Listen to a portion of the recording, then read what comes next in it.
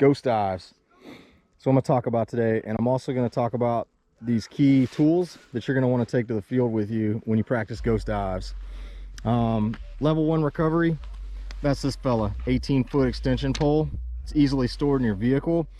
This helps you for low, when you get stuck low, you know, 18 feet. Anything higher than that, you got to go to a level 2 recovery tool.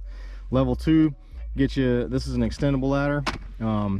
Thing's pretty amazing. I think it extends out to also 18 feet. That combined with this gets you combined 36 feet. If you're still too high up in the tree and level 2 doesn't get it, then you got to move to level 3. This is no joke. So typically my quad battery dies, or I let it die in the tree, and it sucks because you got to eat a battery. But what I do is, once that bird is dead or the power's low enough, I'll power up this quad and I zip tie some really lightweight nylon rope. I got 125 feet here. You can do 150 feet, you can do 100 feet, just depends. Our pines here are pretty tall. They're usually between 60 and 80 feet. So you want to get enough rope that allow you to go up over the branch that you're caught on, preferably the top of the tree, because that's the worst case scenario, and then let it fall all the way down to the ground. So you want double or maybe even 1/3 longer than the height of the trees you're flying around. I'm gonna give a shout out to my man Papa FPV, because he happened to have some of this in his car, which is where I got the idea for this recovery method. So what I do is I zip tie, I just run this as an apex. I run it underneath the ESC, as you guys can see there. I'm gonna step up. And I've done this a few times and I haven't damaged the ESC in the process. But you want some decently strong zip ties, and you can do it in front. Let's just do it in front because I'm like struggling with that and I don't want to break anything. I know my other quad here, should have prepped this. This quad here, I'm able to feed it right underneath the ESC.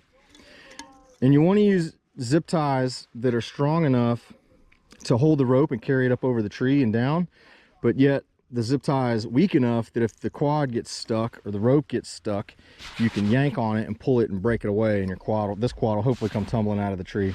9 times out of 10 that works. What happens is when you fly up over the tree and the quad is dangling there, you want to secure the rope.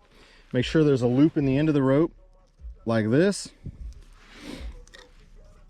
and then what will happen is the quad will go up over the tree branch and down, and it'll probably hang there because the rope is so lightweight. And then at that point, I'll disarm so it stops freaking out, and then I'll arm and give it throttle, and it'll pull the rope back down to the ground to me. That's where I'll grab the quad, yank both sides of the rope until the other quad is free out of the tree. Pretty straightforward. One last tip I forgot. So I showed you guys the stage 1, 2, and 3. Something else you can do that will prevent you from getting caught in trees is to turn, reverse blade direction in Betaflight or KISS or whichever firmware you're using or software load. That's huge. Since doing this over the last 2 years, I think I've been caught way less, far less, because what'll happen is your quad, instead of turning blades in, when you hit a tree, find a little pine tree here. When you hit a tree, the blades turning in want to pull the branches into the quad, effectively yanking you in to the tree. That's not what you want. So turning the blades out will allow you most of the time to hit the tree and push the quad away from it, saving you from getting wrapped up and stuck in the top of one of them little fellas right there. All right, cool, let's get to it. Chill out here this morning. Woo. Okie doke. Why do I call these ghost dives? So if you've seen my videos, which if you're watching this one, you've probably seen my videos, you'll notice that I huck my quad way back up over the tree canopies, or the tree canopy, and then I'll dive through a really tight tree gap. I call that a ghost dive because 9 times out of 10 when I'm doing it, I don't have any clue as to where I'm hucking my quad to and where the hole is that I'm going to dive through. So I call it ghost dive because sometimes you get it and sometimes you don't. Obviously I'm flying in a pine tree forest, and there's a lot of these the trees are really tall and narrow, so it lends itself for better holes in the canopy, whereas some forests are just way too thick. So if you're not comfortable with just hucking your quad up through the sky like that, not knowing where you're going to dive through, what I recommend is fly through the forest that you're going to practice ghost dives in, and kind of look at the tree branch structure and the canopies in the top of the top of the forest. So here you guys can notice that up high, there's a lot of openings in this forest. That's what you're looking for initially when you're trying to get your ghost dives dialed in. Ideally, you want to fly in a forest that has almost no openings, so then it looks really cool when you're diving through just a huge canopy of greenness and you find this tiny little hole to go through. The other thing that helps is making sure that the forest you're flying through is kind of void of branches down low in the mid area. I'm gonna come over here because I know this section here is pretty thick. But you guys can see I'm kind of like looking down through the forest. That's step 2 of this. Get a lot of height and then look down into the forest as you're diving down. That's step 2.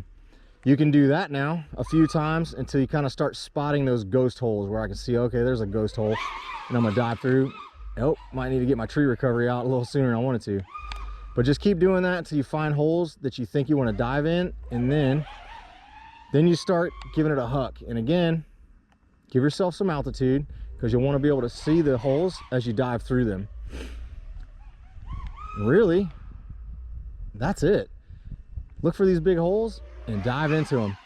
And the more comfortable you get, you can just huck it back,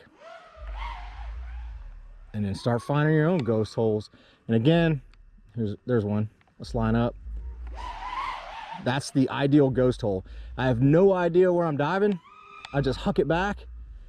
I spot my dive hole and I go for it. Straight in there. That's a ghost dive, guys. Pretty straightforward.